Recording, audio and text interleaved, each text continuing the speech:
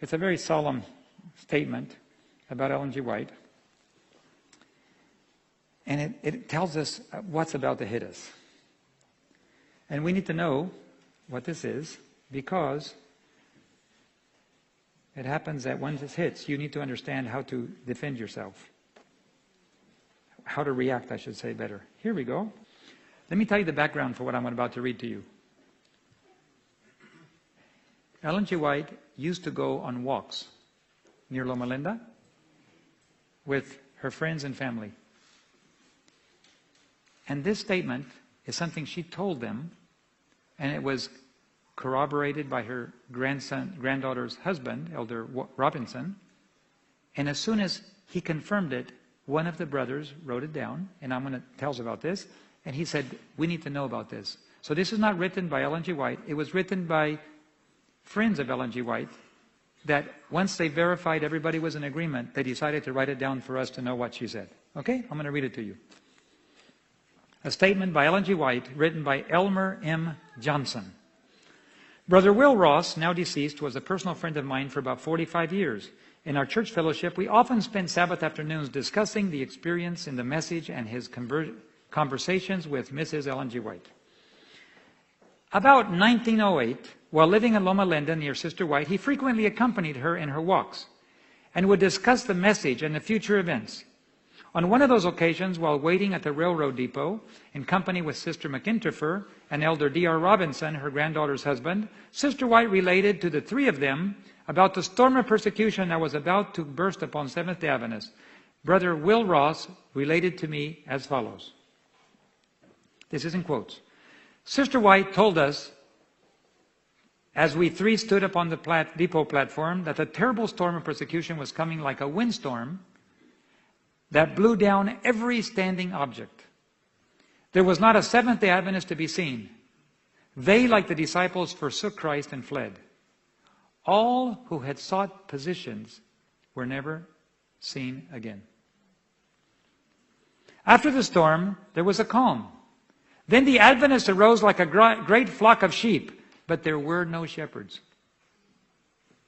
It's kind of scary for me, huh? I'm a shepherd. There weren't any shepherds. They all waited in earnest prayer for help and wisdom, and the Lord answered by helping them to choose leaders from among themselves who had never sought positions before. They prayed earnestly for the Holy Spirit, which was poured out upon them, making them fully ready for service. That's the latter rain.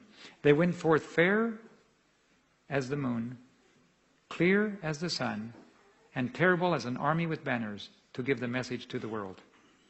I was astonished and asked if that applied to Loma Linda, as we were looking in that direction. But Sister White replied to my question that it applied to the entire denominational world. I was so stunned I could not ask any more questions.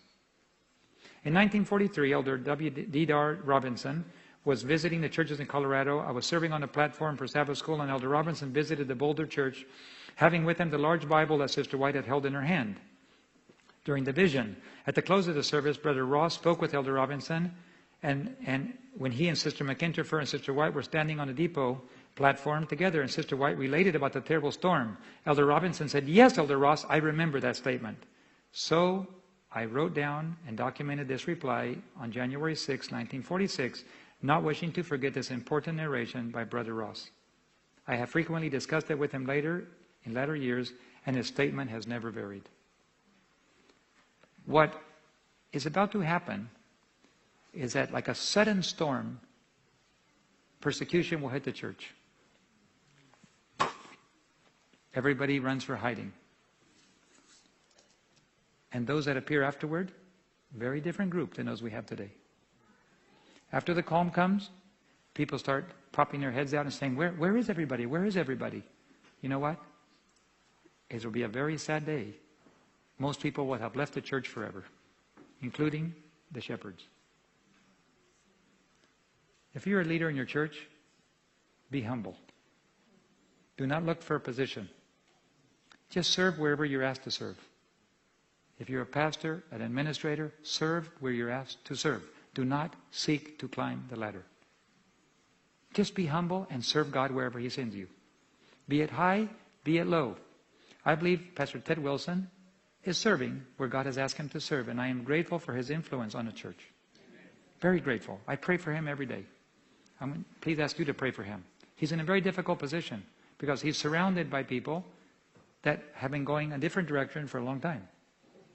And it's not easy to turn a ship around, especially after so long, and especially after it's already taken a lot of directions, and there's things happening that he recommends not to happen, and still happens, in spite of him. The Spectrum magazine is one of the greatest attackers against standard Adventist beliefs. And the incoming meditation and the spiritualism and all those things that, pardon me? Spiritual formation. Those kind of things are everywhere. Even, it's almost unperceivable. In South America, we had some things come through that was filled with it. And when we pointed it out to the union, they said, well, but the division sent it. And we went to the division. Excuse me, why is this coming in here? We showed them, you're quoting people that are, one of them's a homosexual, one is a spiritist, one is things, and you're quoting these guys and feeding us, to our members, these things. And they said, sorry, and they pulled it off. How did it get in there to begin with? It's subtle. Some people who even love the Lord and are loyal don't even realize what it is. So you can see how we're under attack today at every level. Even those that love the Lord, sometimes unperceived, accept teaching that is really from the enemy. So we need to pray like we've never prayed before, so that the very elect will not be deceived. But this is a war, and I can tell you who wins. The Lamb wins. I am optimistic that the best days of the church are straight ahead. But they're painful days. They're going to be preceded by much training in pain and a terrible cleaning of house. And then, after the house is cleaned, the Holy Spirit will be poured out, and the church will go forth as a mighty army to finish the work. The main thing is, are you still going to be there after the storm? That's the question.